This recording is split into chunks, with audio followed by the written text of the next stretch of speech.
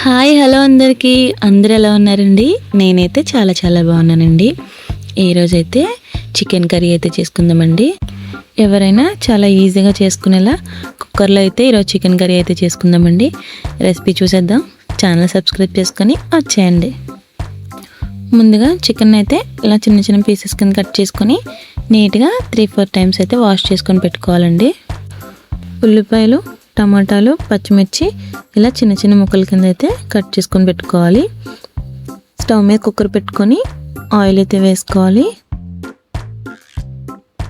Oil heat ఎక్కాక ఇందులో కొంచెం మసాలా సామాన్లు అయితే వేసుకోవాలి. ఇందులోనే పచ్చిమిర్చిని కూడా వేసుకొని వేపుకోవాలి. పచ్చిమిర్చి వేగిన తర్వాత కట్ చేసి పెట్టుకున్న ఉల్లిపాయ ముక్కలు కూడా వేసుకోవాలి. వేసుకొని మొత్తం బాగా కలుపుకుంటూ వేపుకోవాలి.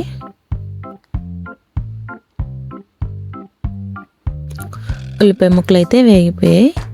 మొత్తం ఒకసారి బాగా కలుపుకొని ఇందులోకి కట్ చేసి పెట్టుకున్న టమాటా ముక్కలు కూడా వేసుకోవాలి. వేసుకొని మొత్తం బాగా కలుపుకోవాలి.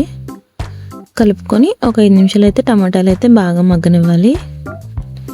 5 నిమిషాల తర్వాత చికెన్ కూడా వేసుకోవాలి. వేసుకొని మొత్తం ఒకసారి బాగా కలుపుకోవాలి. మొత్తం అడుగు నుంచి బాగా కలుపుకోవాలి. కలుపుకొని ఇందులోకి కొంచెం అల్లం వెల్లుల్లి పేస్ట్ కూడా వేసుకోవాలి. వేసుకొని మొత్తం ఒకసారి బాగా కలుపుకోవాలి. బాగా కలుపుకొని ఒక 10 నిమిషాలు అయితే మూత పెట్టుకొని మగ్గించుకోవాలి.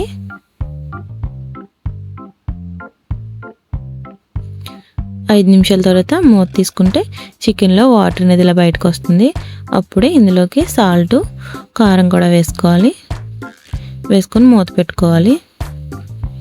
2 నిమిషాల తర్వాత మూత తీసుకొని కారం, సాల్ట్ మొత్తం చికెన్కి పట్టేలా మొత్తం బాగా కలుపుకోవాలి.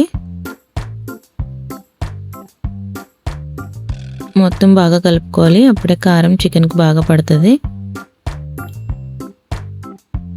ఇలా బాగా కలుపుకొని మరో 5 నిమిషాలు అయితే మూత పెట్టుకొని ఉడికించుకోవాలి. 5 నిమిషాల తర్వాత మూత తీసుకొని మొత్తం అంతా బాగా కలుపుకోవాలి. చికెన్లో వాటర్ అంతా ఇంకిపోయాక ఇందులో గ్రేవీకి సరిపడే వాటర్ అయితే వేసుకోవాలి. ఇందులోనే కొంచెం గరం మసాలా పౌడర్ కూడా వేసుకోవాలి. వేసుకొని మొత్తం అంతా బాగా కలుపుకోవాలి. బాగా కలుపుకొని కుక్కర్ అయితే మూత పెట్టేసుకోవాలి. మూత పెట్టేసుకొని 4 నుంచి 5 విజిల్స్ అయితే వేయించుకోవాలి. 5 విజిల్స్ వచ్చిన తర్వాత ప్రెజర్ అంతా పోయిన తర్వాత మాత్రమే కుక్కర్ మూత అయితే తీసుకోవాలండి. అంతేనండి, చికెన్ కర్రీ అయితే రెడీ. చివరిగా కొంచెం కొత్తిమీర వేసుకొని దించేసుకోవడమే. నచ్చితే ఒకసారి మీరు కూడా ట్రై చేయండి. ఎలా వచ్చిందో కామెంట్ చేయండి. ఛానల్ లైక్ చేసి సబ్స్క్రైబ్ చేయడం మర్చిపోకండి. నేను చేసే మరిన్ని వంటలు మీ దాకా రావాలంటే ఛానల్ని లైక్ చేసి సబ్స్క్రైబ్ చేసుకోండి.